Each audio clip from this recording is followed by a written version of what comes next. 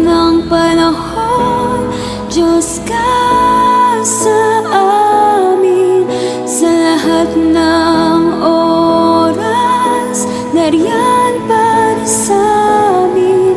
Panginoong Jesus, purihin ka. Dakilain ka sa buhay ko, aking Ama.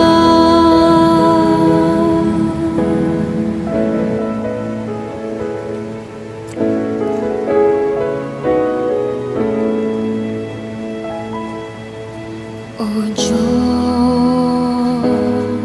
Ikaw ang tunay na dakila sa mundo. Ikaw ang haring